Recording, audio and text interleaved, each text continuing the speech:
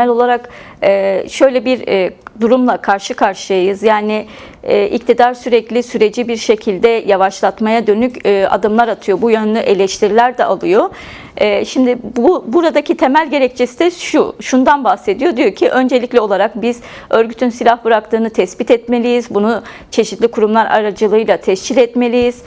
Ardından da bununla ilgili düzenlemelere geçebiliriz. Ancak diğer yandan da Ankara'da art arda açıklamalar oldu. Geçtiğimiz hafta Devlet Bahçeli süreçle ilgili acele edilmemesi gerektiğini söyledi ama bu hafta söylemini değiştirdi. Hızlı adımlar atılmasıyla ilgili vurguları vardı. Yine çeşitli AKP'lilerin açıklamalarında da bu vurgular vardı. Biraz buradan doğru başlayalım isteriz. Yani aslında biraz bu haftada bu şekilde açıklamalar gelmesinin 27 Mart İmralı görüşmesi arkasına denk gelmesi aslında Abdullah Öcalan'ın açıklamasının da Ankara'da bir yankısı olduğunu gösteriyor. Buna dair yorumların neler olur? Evet, en başta şunu söyleyeyim. Bu bahsettiğiniz yankı meselesi gerçekten de şu anda yaşanıyor. Az önce çok önemli bir gelişme yaşandı. MHP Grup Başkan Vekili Filiz Kılıç mecliste parlamento muhabirleriyle bir araya geldi ve parlamento muhabirlerinin sürece Türkiye'nin gündeminde yer alan meselelere, mevcut meselelere dair çerçevesi geniş bir açıklama yaptı. Bu açıklamasında Filiz Kılıç isterseniz ne dedi? İlk önce bir özet olarak ona bakalım. Sonrasında Ankara'da işte bu bahsettiğiniz birkaç haftada veya birkaç günde neler yaşandı? Kürt Halk Önderi Abdullah Öcalan'la 27 Mart'ta yapılan görüşmede kimler yer aldı, ne tür mesajlar verildi, sonrasında görüşmelerde neler konuşuldu, bunlara da tekrardan geleceğiz. Filiz Kılıç'a dönecek olursak, bugün Filiz Kılıç mecliste çok önemli bir açıklama yaptı ve açıklamasında Abdullah Öcalan'ın sürece dair verdiği mesajlara dikkat çekti. Hatta Kılıç konuşmasının bir bölümünde Abdullah Öcalan'ın en son işte 27 Mart'ta yapılan görüşmede sarf ettiği sözleri işaret ederek bu sözlerden sonra ifade edilecek bir sözün olmadığını ve bir an önce meclisin artık kanun tekliflerini gündemine alması gerektiğini söyledi. Kuşkusuz bu çok çok önemli. Daha önce de benzer açıklamalar MHP'den gelmişti. Ancak bugünkü açıklamanın çok net, çok sade, çok somut olduğunu söylemek mümkün. Şunu da ifade edeyim. Yani Kılıç'ın açıklamasında önemli bir ibare olarak yer aldığını düşündüğüm için Filiz Kılıç aynı zamanda şöyle bir bilgi de paylaştı. DEM Parti İmralı heyeti dün Meclis Başkanı Numan Kurtulmuş'la görüşmeden önce aynı zamanda Devlet Bahçeli ile de görüştüğünü üstü kapalı bir biçimde açıkladı. Bizler de burada mecliste bulunan sürece vakıf isimlere hemen ulaştık ve dün Devlet Bahçeli ile İmralı heyetinin mecliste bir araya geldiğini teyit ettik. Görüşmeden PKK lideri Abdullah Öcalan'dan, yani Kürt Halk Önderi Abdullah Öcalan'la yapılan görüşmeden sonra siyasetçiler arasında da belli bir temasın, bu temasların ivmesinin büyüdüğünü söylemek mümkün. Zaten Numan Kurtulmuş'la da bir görüşme olmuştu. Aynı zamanda Cumhurbaşkanı Tayyip Erdoğan da Numan Kurtulmuş'la bir görüşme gerçekleştirmişti ve tüm bu görüşmelerin odak noktası mecliste çıkarılması beklenen, planlanan, uzun zamandır üzerinde konuşulan ancak bir türlü çıkmayan yasal düzenlemelerdi. Siz de biliyorsunuz, tüm kamuoyu da biliyor, bizler de gayet farkında ve bilincindeyiz. Abdullah Öcalan 27 Şubat Barış ve Demokratik Toplum çağrısının son bölümünde, hatta şu ifadeyi kullanmak çok daha önemini artırır, açıklamaya açıklamaya en son şöyle bir ibareyle nokta koymuştu. PKK'nın kuşkusuz silahları pratikte bırakabilmesi için siyasi ve hukuki adımların gerekli olduğunu söylemişti. Bu aslında bugünü belirleyen, bugünün tartışmalarını belirleyen bir ifade, bir noktaydı. Ama üzerinden bir yıldan fazla bir zaman geçmiş olmasına rağmen hatta MHP Genel Başkanı Devlet Bahçeli'nin biz 27 Şubat çağrısını esas alıyoruz demesine rağmen henüz bu konuda bir adım atılmadığını görüyoruz. Peki adım atılacak mı, atılmayacak mı? Atılmamasının önündeki engeller neler? Atılırsa ne zaman atılır? Aciliyeti nedir? Tüm bu sorular cevap bekliyor. Ancak şöyle bir bilgi paylaşabilirim. Yasal adımların atılmasıyla ilgili görünen o ki MHP ve AKP farklı düşünüyor.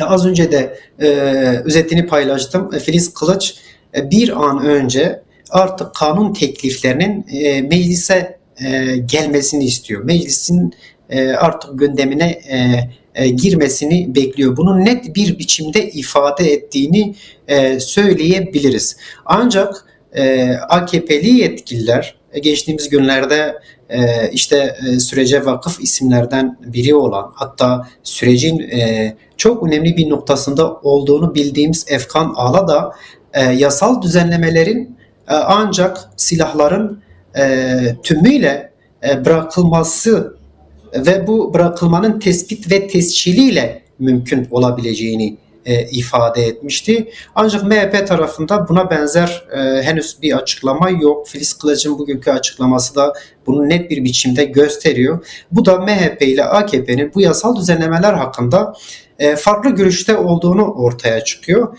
Peki neden farklı görüşte? Açıkçası bu ileriki dönemlerde muhakkak ortaya çıkması, kamuoyuyla paylaşılması gereken bir husus.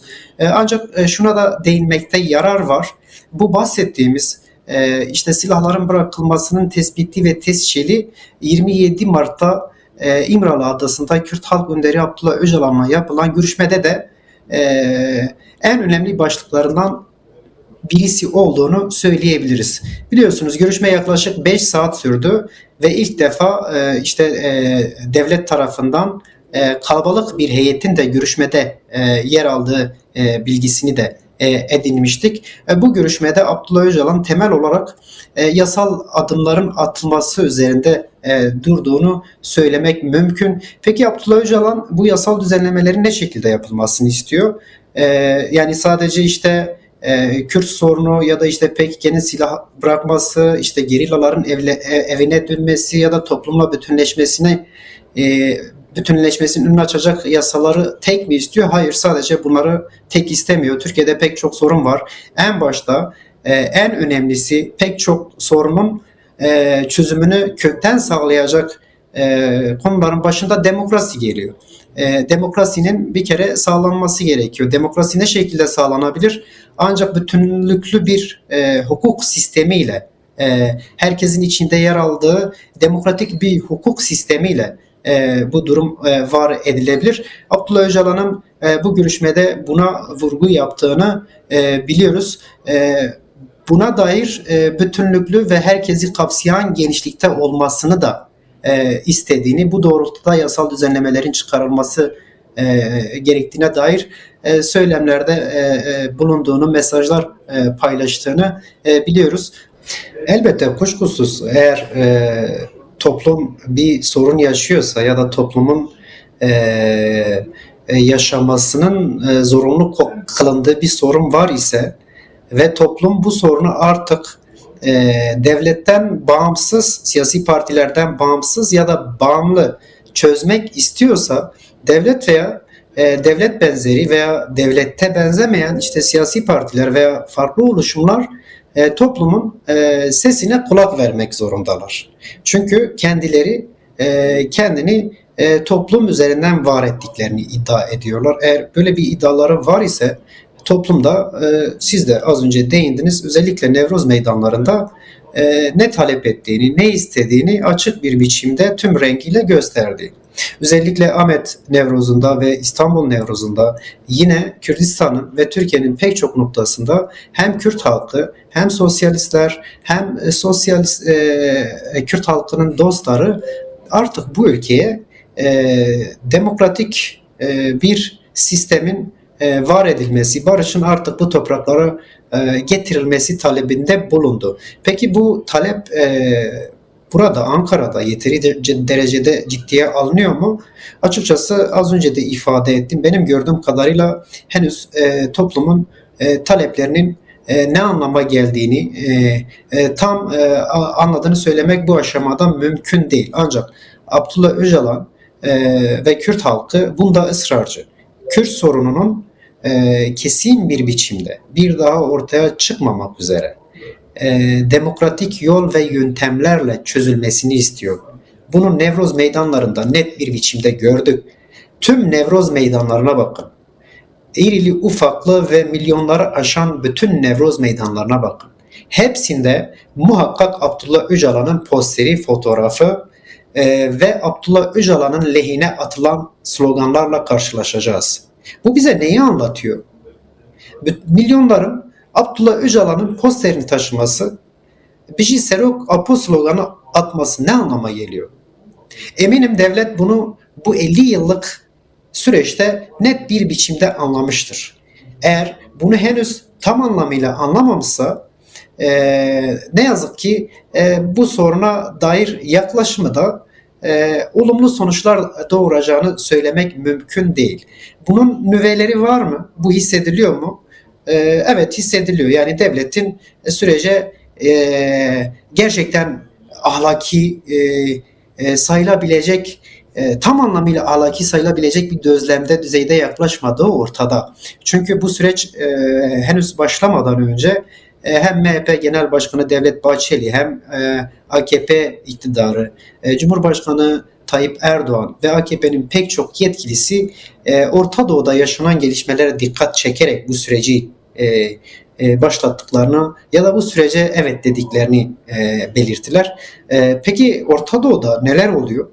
Eğer Orta Doğu'da şu anda olan biten değişirse, farklı bir evreye, farklı bir renge bölünürse, devletin, iktidarın ya da işte bugün kameraların önünde olan ve devleti temsil eden siyasi partilerin tutumunda bir değişiklik olacak mı? Asıl merak edilen soru, asıl cevaplanması gereken soru bu.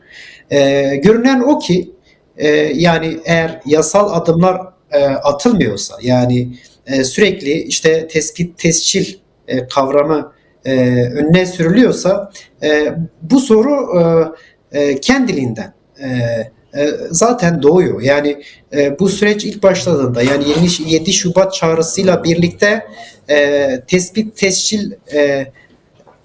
tescile dair bir söylem, mesaj ile karşılaşmadık. Böyle bir durum yoktu. Ancak daha sonra bu durum ortaya çıktı. Bu duruma dair en iyi tespiti bence Kürt Halk Önderi Abdullah Öcalan zaten yapıyor.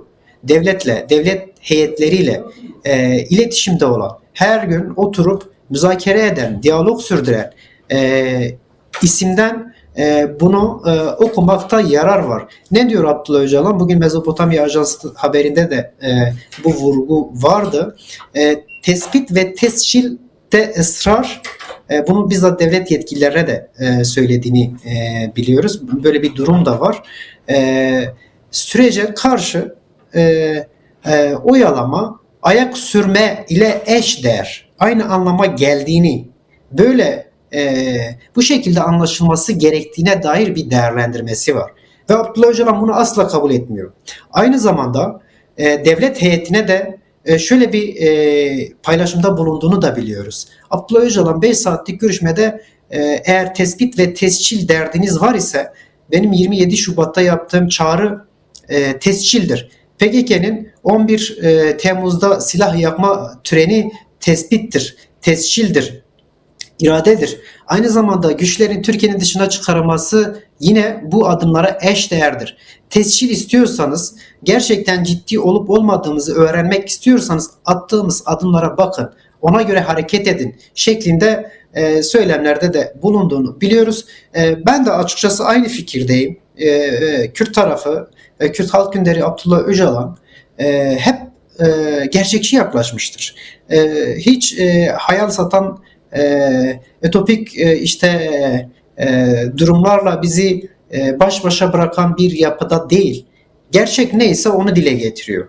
27 Şubat çağrısı ilk açıklandığında bütün toplum, bütün siyasi partiler, hatta dünyayı bugün yöneten ülkeler, yapılar bu çağrıyı çok çok önemli görmüşlerdi. Pek çok kesim çağın asrın çağrısı olarak nitelendirmişti. Yine 50 yıldır silahlı bir mücadele yürüten bir halkın varlığı için savaşan PKK iyi niyet göstergesi olarak silah yakma töreni düzenledi. Silahlarını yaktı. Yine provokasyonlara neden olmamak için, yani devlet içinde yer alan bazı odakların süreci bozma girişimleri daha önce oldu, hala da devam ediyor. Bunlara ön ayak olmamak için gerilla güçlerini tamamıyla Türkiye'nin dışına çıkardı. Hatta Federe Kürdistan bölgesinde de pek çok noktadan geri çekti. Bunlar devlet için ya da iktidar için yeterli değil mi? Eğer bunları yeterli görmüyorsa bu konuda onun da niyeti ya da sürece yaklaşımı sorgulanmamalı mı? Çünkü gerçekten yani PKK, Abdullah Öcalan Kürt sorunun çözümü, onurlu bir barış için çok fazla duyarlılıkta bulundu. Çok fazla duyarlı bir şekilde hareket etti. Devletin bu adımların, yani Kürt Halk Önderi Abdullah Öcalan'ın ve partisinin onun iradesini esas alarak attığı adımların ciddiyetini, zorluğunu, Kürt toplumuna neler hissettirdiğini bilmeli. Yani çok ciddi adımlar, devlet de, iktidar da, artık siyasi partiler bu süreci yürütebilecek akıl her kim ise bu ciddiyette sürece yaklaşmalı. Evet, değerli Aslan. Yasal Tam Evet. olarak zaten evet, sizin de belirttiğiniz gibi temel eleştiriler tam olarak bu noktada toparlanıyor ve iktidar da tam olarak bu noktada eleştiriliyor.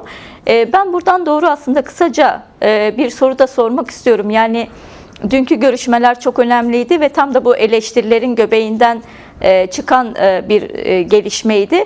Ondan kaynaklı şu an henüz resmi bir açıklama yok ama kulis bilgilerinde dünkü görüşmelere dair neler var, neler konuşuldu, bununla ilgili herhangi bir tartışma var mı? Kısaca bununla ilgili de bilgi alabilirsek sizden. Evet, açıkçası Ankara'da atılan her adım atılacak olan ya da atılmış olan bir diğer adımın devamı niteliğinde oluyor.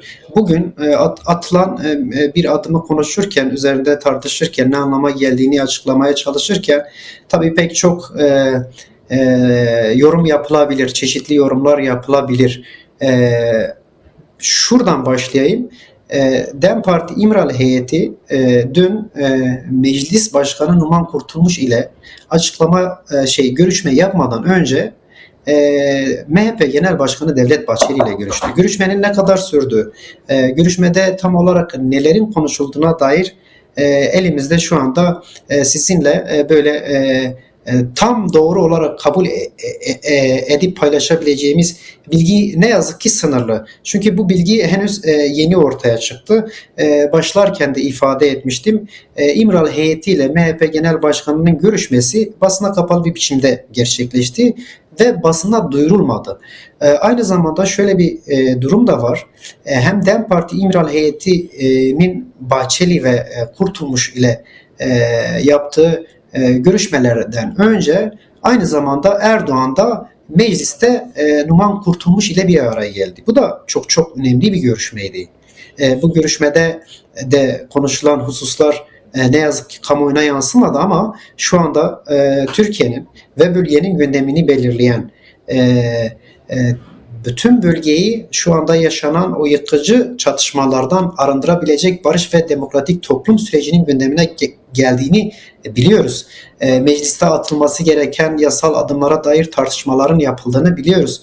Özellikle DEM Parti İmralı heyetinin Kurtulmuş ile yaptığı görüşmede bu tür adımların artık atılması gerektiği, Kürt Halk Önderi Abdullah Öcalan'ın görüşmede verdiği mesajların kendisiyle paylaşıldığını söyleyebiliriz. Böyle bir bilgi var elimizde. Ama dediğim gibi MHP Genel Başkanı Devlet Bahçeli ile tam olarak neler konuşulduğunu, ne tür mesajlarla oraya gidildiğini tam olarak bilmiyoruz ama Kürt Halk Önderi Abdullah Öcalan'la yapılan görüşmenin içeriğinin Bahçeli'ye de aktarılmış olma ihtimali yüksek. Bahçeli'nin bu mesaja dair, bu mesajlara dair nasıl bir geri dönüş yaptığını başlarken de söylemiştim. Bugün açıklama yapan, mecliste gazetecilere konuşan MHP Grup Başkan Vekili Filiz Koç'un yaptığı konuşmadan yola çıkarak aslında bir noktaya varabiliriz.